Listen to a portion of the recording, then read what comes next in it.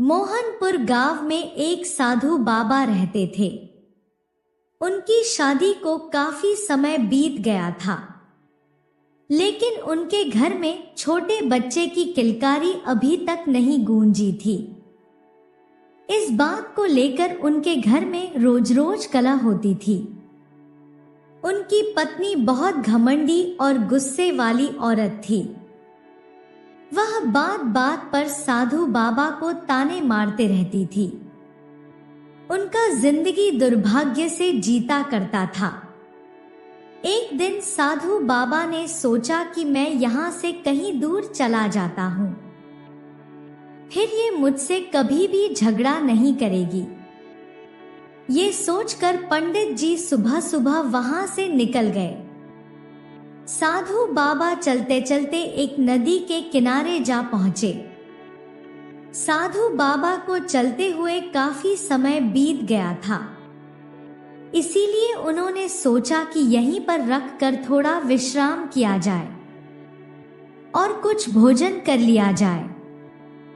उन्होंने कुछ भोजन किया और फिर पेड़ के नीचे वहीं पर विश्राम करने लगे। जब साधु बाबा सो रहे थे, तभी उस नदी में से एक सांप बाहर आया और उनके थैली में घुस गया। थैली में सरसराहट हो रही थी।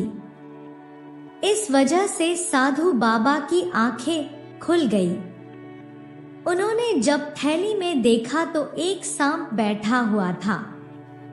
उन्होंने तुरंत उस थैली की गांठ लगा दी और सोचा कि क्यों ना मैं घर वापस चला जाऊं और अपनी पत्नी को इस थैली को दे दूंगा।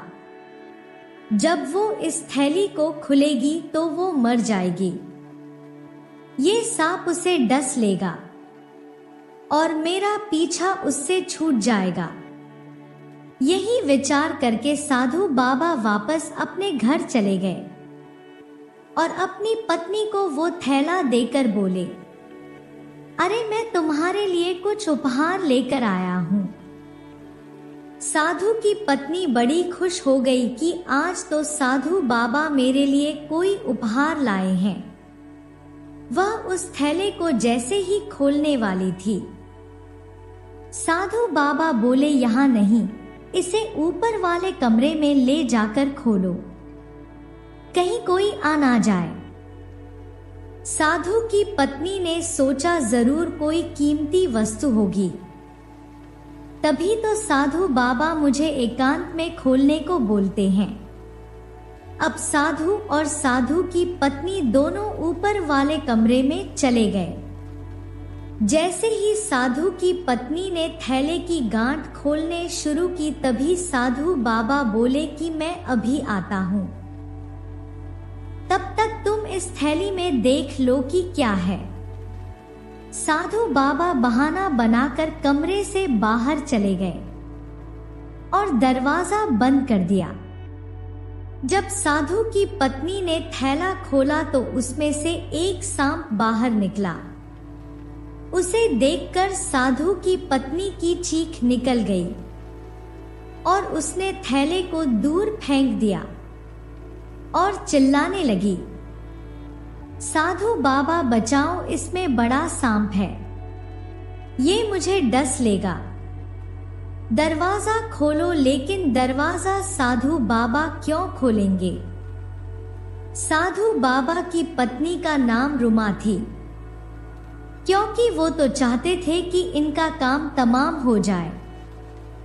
रुमा जोर जोर से चिल्ला ही रही थी कि उसकी नजर उस सांप पर फिर से पड़ गई, तो देखा कि वहां पर बहुत ज्यादा प्रकाश होने लगा और उस प्रकाश के पीछे से एक बड़ा ही सुंदर बालक प्रकट हो गया, जिसे देखकर रुमा चौंक गई और जोर जोर से बोलने लगी, साधु बाबा जल्दी आओ, ये तो बड़ा सुंदर बालक है, तुमने आज मेरी इच्छा पूरी कर दी, मेरे लिए इतना अनमोल तोहफा ले आए। साधु बाबा ने सोचा कि ये बावली हो गई है, ना जाने क्या क्या बोल रही है। सांप को बालक कैसे बता सकती है? लेकिन रुमा बार बार यही बोलती रही कि बड़ा सुंदर बालक है। मेरी मन की मुराद पूरी हो गई। साधु बाबा ने सोचा एक बार अंदर जाकर देख लेता हूँ। क्या पता रुमा सच बोल रही हो। जैसे ही साधु बाबा ने दरवाजा खोला तो क्या देखा कि सच में ही एक बड़ा सुंदर बालक उनके कमरे में खड़ा था, जिसे देखकर साधु बाबा अपनी सारी दुविधा भूल गए और जितने भेदभाव से वो अपनी पत्नी से रख रहे थे वो सब भूलकर उन्होंने अपनी पत्नी को गले लगा लिया और दोनों पति पत्नी उस बच्चे को पकड़कर बड़े खुश हो गए। साधु बाबा बोले कि इस बालक को हमें भगवान ने दिया है, हम इसके साथ अपना जीवन बिताएंगे और इसका नाम हम हरिहर रखेंगे।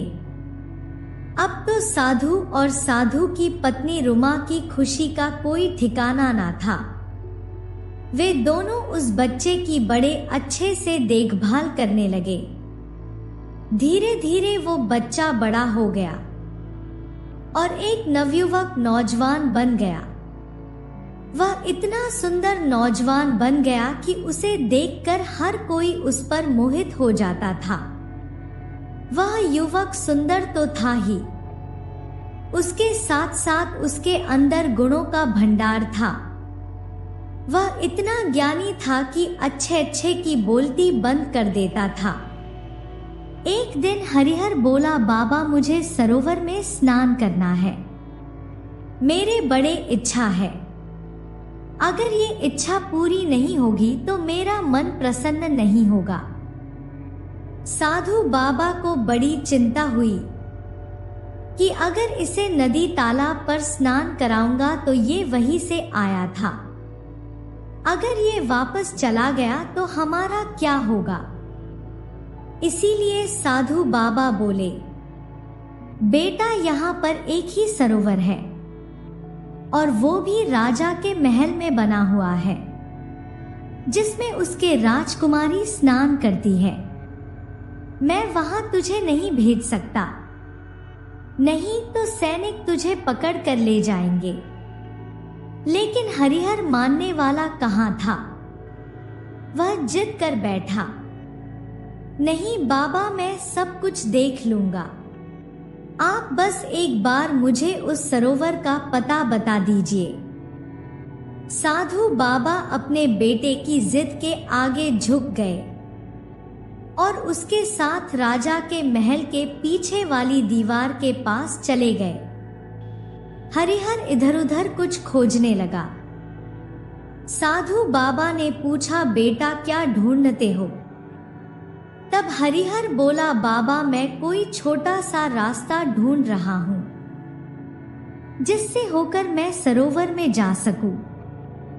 तभी दीवार के पास उसे एक रास्ता दिख गया। हरिहर ने अपना वेश पहले की तरह सांप जैसा बना लिया और वह अंदर चला गया, सरोवर में स्नान करने लगा। तभी राजकुमारी को कुछ आहट सुनाई दी। वह अपनी दासी से बोली, दासी जरा देखकर आओ सरोवर में कौन है। लेकिन जब तक दासी आई वह वहां से जा चुका था। दासी को वहां कोई भी नहीं मिला। अगले दिन फिर से हरिहर स्नान करने आया। फिर से रानी को वहां पर आहट हुई। वह दासी से बोली, दासी जरा देखकर आओ सरोवर में कौन है। दासी जब तक गई फिर से हरिहर वहां से जा चुका था। जब तीसरे दिन हरिहर स्नान करने आया तो रानी ने उसे देख लिया और उसको देखते ही रह गई, क्योंकि इतना सुंदर नौजवान उसने पहले कभी ना देखा था। इतना हटा खट्टा सुंदर कटीली आंखों वाला व्यक्ति पहली बार उसके मन को मोह ले गया। रानी ने देखा कि वह व्यक्ति एक सांप में बदल गया और महल से बाहर चला गया। रानी बोली, दासी इसका पीछा करो और देखो ये कहाँ जाता है। दासी वापस आई तो बोली, वह व्यक्ति तो बाहर जाते ही फिर से अपने दूसरे रूप में आ गया और वह साधु बाबा के साथ पास वाले घर में ही चला गया। अब तो राजकुमारी को कोई सुध बुध ना रही। उसने खाना पीना सब छोड़ दिया और अपनी माँ से जाकर बोली, माँ मुझे उस व्यक्ति से विवाह करना है जो कि पंडित जी के घर में रहता है। माँ ने सारी बात राजा साहब को बता दी कि आपकी पुत्री एक नौजवान से प्रेम कर बैठी है और वो और कोई नहीं, पास वाले घर में रहने वाले साधु बाबा का बेटा है जिससे आपकी पुत्री विवाह करना चाहती है। राजा बोले, नहीं, ये कदापि नहीं हो सकता। मैं अपनी पुत्री का विवाह एक मामूली से साधु के बेटे से नहीं कर सकता। मैं राजकुमारों की लाइन लगा दूंगा। तुम्हें जो भी पसंद हो उससे मैं तुम्हारा विवाह खुशी खुशी करा दूंगा, लेकिन साधु के बेटे से कदापि नहीं कराऊंगा। तब राजकुमारी बोली, बाबा मैं विवाह करूंगी तो साधु बाबा के बेटे से ही करूंगी, नहीं तो किसी से नहीं। मेरा भी ये पन रहा। राजा सच में पड़ गया। काफी सोच विचार के बाद उसे झुकना पड़ा। उसने साधु बाबा को बुलवाया। साधु बाबा जब राजा से मिलने आए तो राजा बोले, तुम्हारा बेटा सुना है बड़ा सुंदर और सुशील है, क्या तुम उसका विवाह मेरी पुत्री के साथ करोगे? साधु को अपने कानों पर विश्वास ना हुआ कि राजा साहब अपनी बेटी का विवाह मेरे बेटे के साथ करना चाहते हैं। साधु बाबा खुशी से उछल पड़े और बोले, ओ भाग्य हमारे जो आप हमें काबिल समझते हैं। राजा बोले, लेकिन मेरे यहाँ पर बारात बड़े ठाट बाट से आनी चाहिए, क्योंकि मेरी इकलौती बेटी है और इसका विवाह मैं बड़ी धूमधाम से करना चाहता हूँ। साधु बाबा घर चले गए, लेकिन चिंता में डूब गए कि शादी का खर्चा कैसे उठाऊंगा। मेरे पास इतना धन कहाँ जो मैं ठाट बाट से बारात लेकर जा सकूं। तभी हरिहर बोला, बाबा तुम चिंता ना करो, सब प्रबंध हो जाएगा। मेरे पास इतना खजाना है कि मैं बड़े अच्छे से सानो शौकत के साथ बारात लेकर जा सकूं। अगले दिन हरिहर ने बड़े ठाट बाट से एक अच्छी सी बारात तैयार की और राजा की लड़की को विवाह करके अपने घर ले आया। राजा ने उन्हें उपहार में एक महल भी भेंट कर दिया। अब तो हरिहर और राजकुमारी उसी महल में रहने लगे। बड़े ठाट से दोनों रह रहे थे। सब कुछ अच्छा चल रहा था। तभी एक दिन अचानक नाग कन्याओं को इसकी खबर लग गई कि ना जाने हरिहर कहाँ चला गया। उसी की खोज करनी चाहिए। अब उनमें से एक नाग कन्या एक गरीब औरत का वेश धारण करके महल तक आ पहुंची और एक कांच का बर्तन लेकर अंदर आई और रानी से बोली, रानी इस बर्तन को ले लो, बड़ा ही चमकीला है, राजा देखकर खुश हो जाएगा। वह वो बर्तन रानी को देकर वापस चली गई। रानी ने जब वो बर्तन हरिहर को दिखाया तो वह देखते ही जान गया कि ये तो नाग कन्या ने भेजा है। उसने तुरंत कहा, इस बर्तन को अभी फोड़ दो, नहीं तो तुम्हारा सर्वनाश हो जाएगा। रानी ने तुरंत ही उस बर्तन के टुकड़े टुकड़े कर डाले। तब हरिहर बोला, किसी भी अनजान स्त्री से कोई बात मत करना, ये सब तुम्हारे घर का नाश करना चाहती है। अब रानी किसी अनजान स्त्री से बात ना करती। तब दूसरे नाग कन्या ने भी प्रयास करना चाहा। वह एक दिन रानी से मिलने आई और बोली कि मेरा पति मुझे लौटा दो। हरिहर मेरा पति है और वो तुम्हारे पास आ गया है। रानी को उसके बात पर विश्वास ना हुआ। तब वह नागकन्या बोली, अगर तुम्हें मेरी बात पर विश्वास नहीं तो अपने हरिहर को कहना कि वह सरोवर में डुबकी लगाए। अगर वो ऊपर आ गया तो वह तुम्हारा हरिहर है, और अगर वो जल में नीचे ही रह गया तो समझ लेना कि मैं सत्य कह रही हूं। ये कहकर वह भी वहां से चली गई। अब रानी को बड़ी चिंता सताने लगी। तभी हरिहर वहां आ गया और बोला, क्या बात है, क्यों चिंतित हो? तब रानी बोली, हरिहर क्या तुम सरोवर में एक डुबकी लगा सकते हो? मेरा भ्रम दूर कर सकते हो? हरिहर समझ गया कि जरूर आज भी कोई आया था। उसने कहा, मैं डुबकी नहीं लगाऊंगा। लेकिन रानी जिद कर बैठी, बोली, डुबकी तो लगानी पड़ेगी। अब विवश होकर हरिहर ने जैसे ही सरोवर में डुबकी लगाई तो नीचे नाग कन्याओं ने उसके पैरों को जकड़ लिया और उसे धीरे धीरे करके नीचे खींच लिया।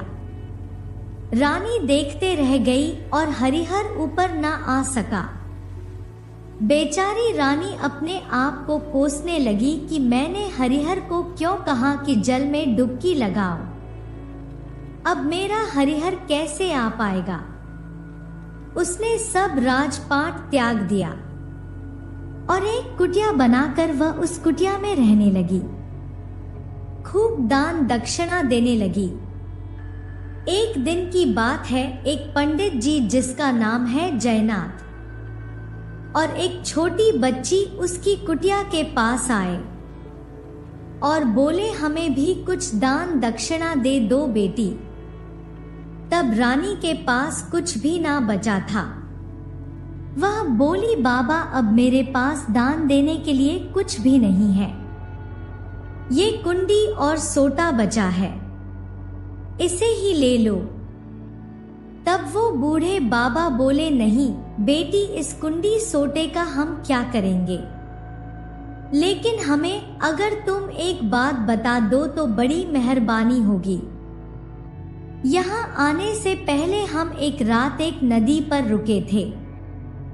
जब हम वहां पर सोए हुए थे तो हमने रात को देखा कि एक नदी में से एक राजा और कुछ प्रजा बाहर आई। वहां पर उन्होंने भोजन किया। भोजन करने के पश्चात सारे लोग उस नदी में वापस समा गए, लेकिन राजा कहीं पर भी नहीं गया। उसने एक भोजन की थाली लगाई और बोला, कोई गरीब दुखिया है तो भोजन कर ले। उसके बाद वो हमारे पास आया और हमें भोजन देकर बोला कि ये भोजन मेरी पत्नी के नाम। हमने सोचा कि उसकी पत्नी उसके साथ ही होगी, लेकिन वह इतना कहकर वापस चला गया। बस इतना सुनना था कि राजकुमारी समझ गए कि वो और कोई नहीं, वो हरिहर ही था जो मेरे बारे में ही बात कर रहा था। रानी बेचारी रोने लगी और बोली, बाबा क्या तुम उस नदी पर मुझे ले जा सकते हो? तब बाबा रानी को उस नदी पर ले गए। अब रानी भी वहां रात को रुक गई। दोनों वहां पर सो गए, लेकिन रानी को रात को नींद ना आ पाई। रात को 12 बजे फिर से राजा नदी से निकला। पूरी प्रजा साथ में मिलकर भोजन करने लगे।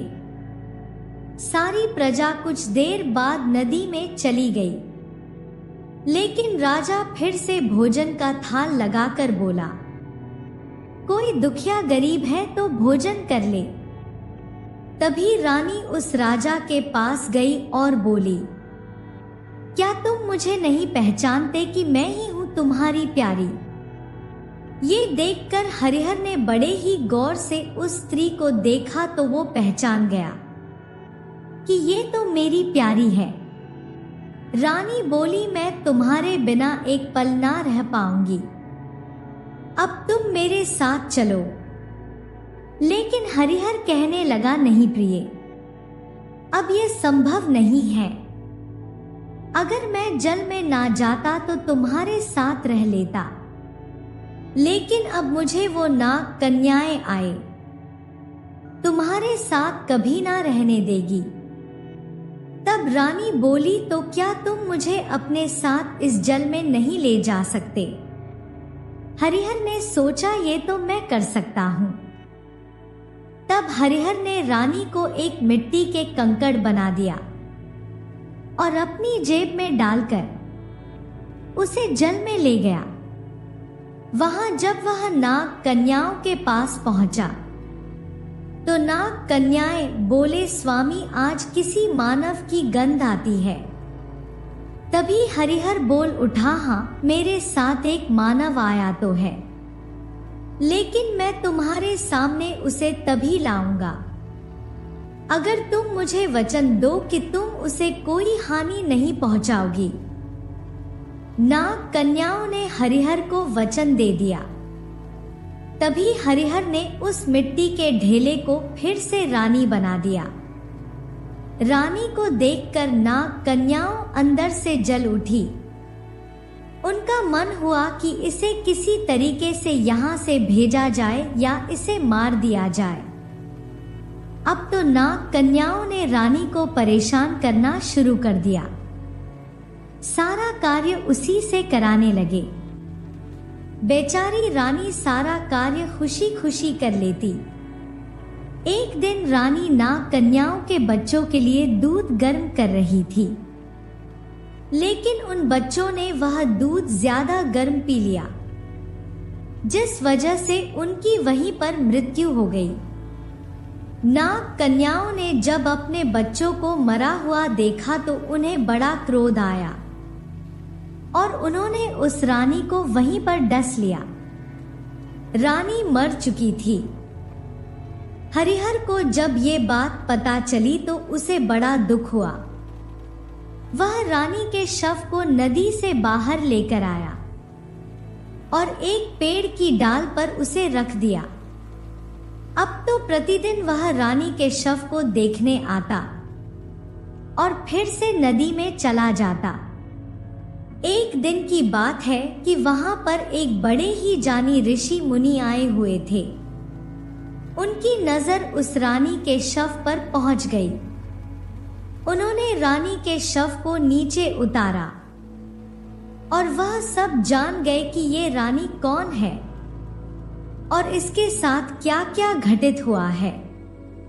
उन्होंने परमात्मा से विनती की, हे प्रभु, इस निर्दोष को सजा मत दो, इसे जीवन दान दो। प्रभु ने उसकी सुन ली और रानी फिर से जीवित हो गई। अब ये ऋषि मुनि बोले, बेटी आज से तुम मेरे साथ ही रहोगी, अब तुम मेरे साथ चलो। रानी ऋषि मुनि के साथ उसके घर चली गई और कुछ दिन वहीं पर रहने लगी। उधर जब हरिहर प्राणी के शव को देखने आया तो उसे वहां पर ना मिला।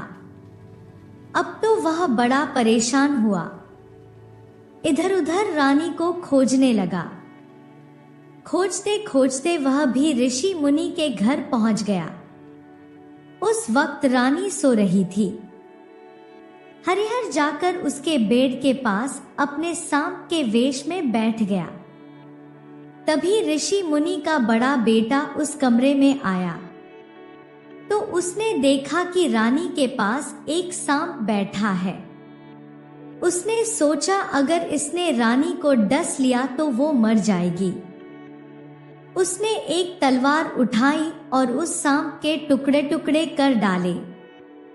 तभी रानी की आंखें खुल गई और उसने उस लड़के को बहुत ही धमकाया। बोली कि तुमने क्या अनर्थ कर दिया, मेरे पति को मार डाला, अब मैं भी जीवित नहीं रहूंगी। हरिहर की सैन्या बनाई गई और उसी पर बैठकर रानी ने भी अपने आप को अग्नि में समर्पित कर दिया। दोनों की चिता जल गई और दोनों जलकर भस्म हो गए। ये बात जब ऋषि मुनि को पता चली तो उन्हें बड़ा दुख हुआ।